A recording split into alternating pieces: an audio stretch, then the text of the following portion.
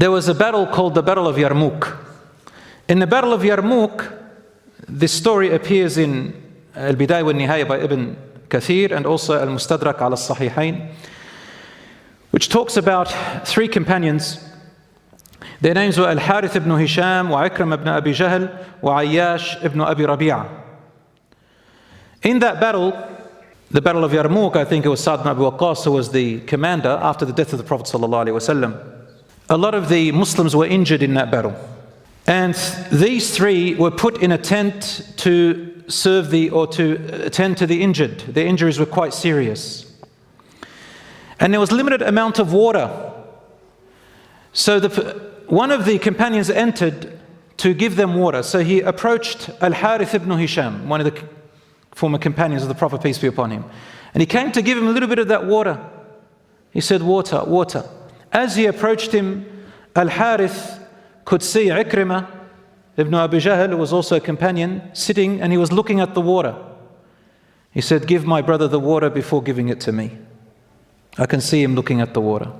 I refuse.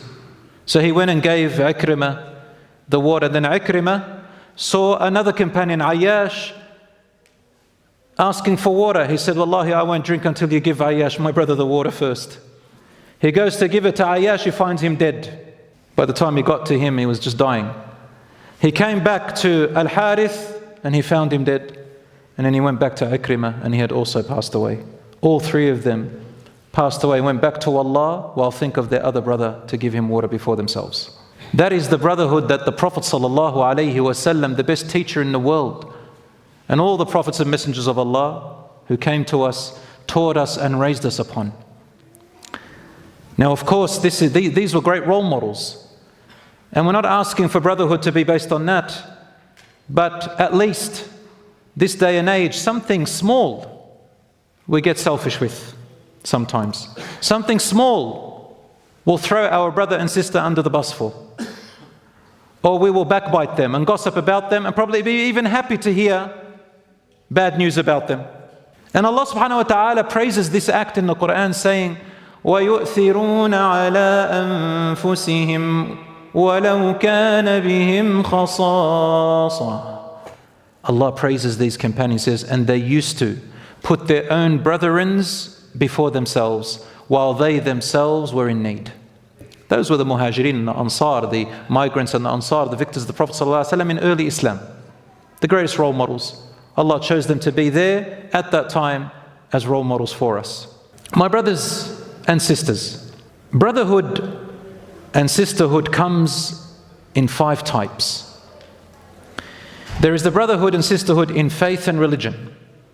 You can also be a brother, have a brotherhood in blood relationships. Number 3, you can be brothers and sisters through wet nursery. In Islam, if a baby suckles from another mother before the age of 2, 4 stomachfuls, they become the wet nurse brother or sister of all the children of that woman who breastfed them. Number 4, there is a brotherhood and sisterhood in race, nationality and tribe. And number 5, we have a brotherhood and sisterhood in humanity. All of them are brotherhood and sisterhood systems which Islam acknowledges and praises. But the ultimate and the highest brotherhood and sisterhood of all of these, which encompasses them all, that without it, all of it means nothing, is what? The brotherhood and sisterhood in faith and Iman.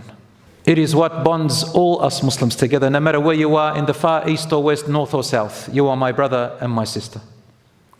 And I would like to take a moment right now, just to stop for about 1 minute or a few seconds. I would like you, my dear brothers and sisters, to turn to the person next to you, whether you know them or not. And you have an option to either shake their hand or give them a hug. Right now, can you do that? Let us feel the brotherhood and sisterhood bond between us. Who did you hug, ya Hadrami? Ah, good. You don't have anyone to hug? Ta'al. Yeah, I will hug you. Habibi. Habibi.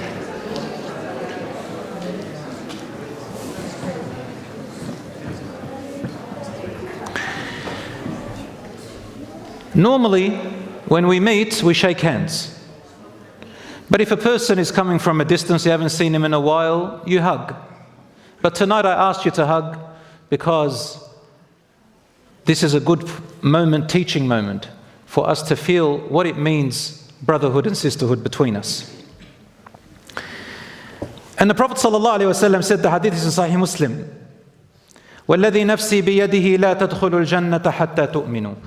By the one who possesses my soul, you will never enter paradise, or you will not never, the correct word is you will not enter paradise until you believe.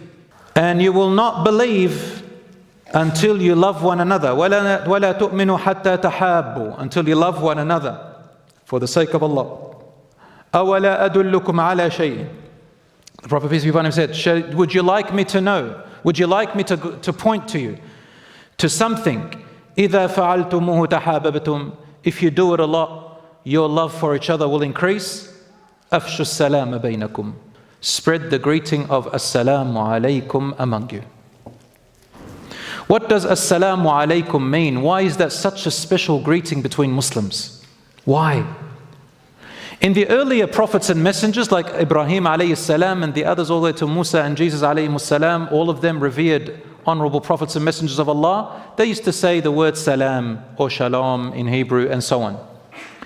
But in Islam we say further than that, adding to it Assalamu alaikum, and you can say Assalamu alaikum wa rahmatullah, Assalamu alaikum wa rahmatullahi wa barakatuhu, and it is compulsory to reply. Allah says in the Quran, and if you are greeted with a good greeting, then reply the same or better. Actually, it says reply better or the same. And in Arabic, when you put one thing before the next in this sequence, it means the first recommendation is better and more beloved to Allah than the second recommendation. So once again, Allah says, if you are greeted with a good greeting, then respond with a better greeting or the same. بِأَحْسَنِ مِنْهَا أَوْ مِثْلَ أَوْ رُدُّوهَا, or just reply. So if a person says to you, Assalamu alaikum, you say, Wa alaikum assalam wa rahmatullah. Or, Wa alaikum assalam. But not less. Some people say, Assalamu alaikum, you say, Wa alaikum. This is not right. Assalamu alaikum wa alaikum assalam wa rahmatullah. Assalamu alaikum wa rahmatullah wa alaikum assalam wa rahmatullahi wa barakatuhu. Assalamu alaikum wa rahmatullahi wa barakatuhu wa alaikum assalam wa rahmatullahi wa barakatuhu. Add anything else, wa maghfiratuhu. What does assalamu alaikum mean? My brothers and sisters, assalamu alaikum has a meaning linguistically, and it has a meaning in action and practice. You have to bring both of them together, not just word, but also in practice. Let's see what it means. Al, the. And whenever you add al to any noun in the Arabic language, it carries a higher importance and it becomes either a name of someone or it becomes the perfection of that word. So we say, Assalamu, may the entire perfect peace, may the entire perfect peace be upon you. There are so many angles of peace in our life that we want. In all angles and areas, may Allah give you perfect and complete peace. Wa rahmatullah, and may Allah's mercy be upon you. Wa barakatuhu, and His blessings upon you and His bounties. And when you reply, wa maghfiratuhu, and His forgiveness and pardoning. Brothers and sisters, this is not just a simple greeting like saying hello. When I used to teach at the school, as a teacher, students used to say to me, I've got some of the former students here, you can confirm this. They say to me, hi sir. What did I used to say? Some of you know. I used to say, wa alaykum al-hi. Bye sir, wa alaykum al-bye. Just trying to teach them in a funny way that we have a better greeting. You want to say hi, bye, that's fine, that's okay. But let's teach them also to say with it, assalamu alaikum. Hi, assalamu alaikum. Assalamu alaikum, hi. Bye, wa alaikum assalam. Alaikum assalam, bye. Good, alhamdulillah. Alhamdulillah, good. Let us learn this beautiful word. Now that we know what it means, what does it entail, my brothers and sisters? When you say assalamu alaikum to someone, it's a contract and a promise. You're stuck. You have just made a contract and a promise. What is that contract and promise to that person? That not only have you asked Allah to give them peace and tranquility in all their affairs, but you're also promised that from you, you will also ensure that they are at peace and safety from you. What are they at peace and safety from you in? From your tongue. You will not say anything bad to them during your conversation. You will not say anything bad about them when you leave. You will not expose the secrets that they told you in there, if it's their personal secrets, to other people. And you'll either say something good about them or be silent. It's a contract. And that is why when you make a contract with someone, Assalamu alaikum, Allah commands us in the Quran to reply better or same, meaning that now it's a two-way contract. And the person who doesn't reply the salam, the Prophet peace be upon him called him one of the most selfish people. So brothers and sisters, that's what it means. Now some people may say Assalamu alaikum not meaning it, and you can't trust them. You say wa alaikum assalam in your mind. If you don't trust them and they truly are untrustworthy people and all their actions have proved it and they've thrown you under the bus before, you can say wa alaikum assalam, and in your mind, if you stick to it, but I'll be keeping an eye, but I will not be the initiator. So it can change depending on who you say wa alaikum assalam to.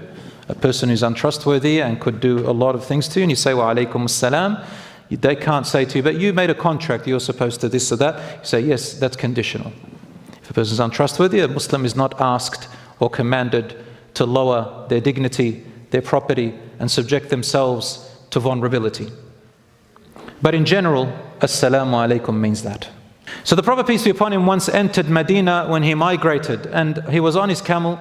As soon as he entered, among the first things he did was say this, Ayyuhan nas, O people. Why did the Prophet peace be upon him say, O people, and not O believers? Because the Messenger of Allah came to the entire world, the Muslims and the non-Muslims, the old and the young. Ayyuhan nas, O people, everyone. Afshu salam, spread peace among you and greet each other with words of peace. Wasilu afshu salam wa at'imu at-ta'am, feed and share your food and goodness. Wasallu bil-layli wan-nasu niyam, pray in the darknesses of the nights when everyone else is asleep. Wasilu al-arham, connect your family ties, or help in doing so, or maintain it as much as you can. Tadkhulul jannata bisalam, you will enter paradise also in peace. So if you establish peace here, guess what your reward is? Peace in the hereafter. Hal jaza'ul ihsani illa al-ihsan. Allah says in the Quran, is there any other reward for goodness except the same in goodness?